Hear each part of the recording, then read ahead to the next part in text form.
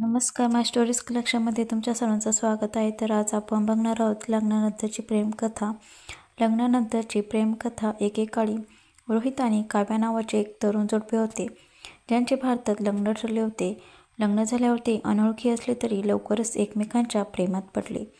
लग्नानंतर काही महिन्यांनी काव्याला भारतात सोडून रोहितला कामानिमित्त अमेरिकेला जावे लागले. त्या दोघांसाठी वेगळे होणे कठीण होते, परंतु त्यांनी व्हिडिओ कॉल आणि संदेशाद्वारे नियमितपणे संपर्कात राहण्याची खात्री केली. आणि एके दिवशी रोहितने काव्याला त्यांच्या लग्नाच्या पहिल्या वाढदिवसासाठी भारतात परत येऊन आश्चर्यचकित केले. त्याने भारताच्या उत्तरेकडील एका सुंदर हिल स्टेशनवर रोमॅन्टिक वीकेंडला जाण्याची योजना आखली होती. ते हिरव्यागार डोंगरावरून चालत असताना रोहितने काव्याचा हात हातात घेतला आणि म्हणाला, मला माहीत आहे आपल्या लग्नाला फक्त 1 वर्ष झाले आहे, पण मला असे वाटते की आपण कायमचे एकत्र आहोत. काव्या, तू मला पूर्ण कर. काव्याच्या डोळ्यात अश्रू तरळले, कारण तिने उत्तर दिले, मलाही असेच वाटते रोहित. तू माझा जिवलग आहेस आणि मी तुझ्याशिवाय जीवनाची कल्पनाही करू शकत नाही. त्यानंतर त्या रात्री ते शेताजवळ बसले असताना रोहितने एक छोटा डब्बा बाहेर काढला आणि म्हणाला, काव्या, तुझ्यासाठी एक सरप्राईज आहे. त्याने एक सुंदर हिऱ्याची अंगठी उघडण्यासाठी बॉक्स उघडला आणि काव्या आश्चर्यचकित होऊन म्हणाली, रोहित, सुंदर आहे, पण का? त्यानंतर रोहितने तिचा हात हातात घेतला आणि म्हणाला, मला माहीत आहे की आपल्या आधीच लग्नाच्या अंगठीची देवाणघेवाण केली आहे, पण मला आपल्या पहिल्या ॲनिव्हर्सरी दिनानिमित्त तुला काहीतरी खास द्यायचे होते. ही अंगठी माझ्या तुझ्यावरील प्रेमाचे प्रतीक आहे. काव्या, मी प्रेम करायचे वचन देतो आणि तुझे सदैव करत राहील. कदर कर. काव्याने रोहितला घट्ट मिठी मारली आणि कुजबुजली, माझेही तुझ्यावर प्रेम आहे रोहित. तू रोजचा दिवस एखाद्या परीक कथेसारखा वाटतोय.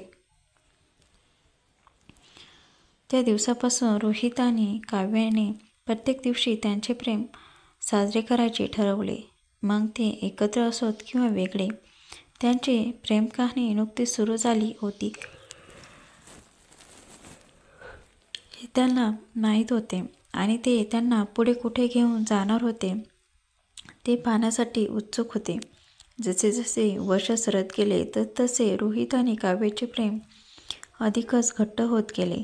त्यांनी जाड आणि पातळ माध्यमातून एकमेकांना आधार दिला आणि ज्यांचे बंध त्यांच्या सभोवतालच्या प्रत्येकासाठी प्रेरणा बनले. व्यस्त वेळापत्रक असूनही त्यांनी नेहमी एकमेकांसाठी वेळ काढला. ते विचारपूर्वक हावभाव करून एकमेकांना आश्चर्यचकित करतील, जसे की त्यांचे आवडते जेवण शिजवणे किंवा घराभोवती प्रेमाच्या नोट्स सोडणे. ते वेगळे असतानाही त्यांना जोडलेले राहण्याचे मार्ग सापडले. ते एकमेकांना कार्डची पॅकेज आणि व्हिडिओ संदेश पाठवीत आणि शक्य तितक्या लवकर भेटण्याची योजना बनवतील.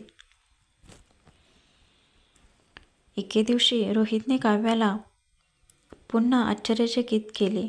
यावेळी पॅरिसच्या सहलीने त्यांनी सीन नदीच्या काठी फिरले, आयफेल टॉवरला भेट दिली आणि स्वादिष्ट फ्रेंच पाककृतीचा आस्वाद घेतला. ते एका विचित्र कॅफेजवळ बसले असताना रोहितने काव्याचा हात हातात घेतला आणि म्हणाला, काव्या, मला तुला काही विचारायचं आहे. त्यावरती काव्याने त्याच्याकडे आश्चर्याने आणि उत्सुकतेने पाहिले. रोहित पुढे म्हणाला, आपल्या लग्नाला 5 वर्ष झाली आहेत आणि मी माझे आयुष्य इतर कोणासोबत घालवण्याची कल्पनाही करू शकत नाही. काव्या, तू माझ्यासोबत तुझ्या नवसाचे नूतनीकरण करशील का आणि माझ्यावर कायम प्रेम करण्याचे वचन देशील का?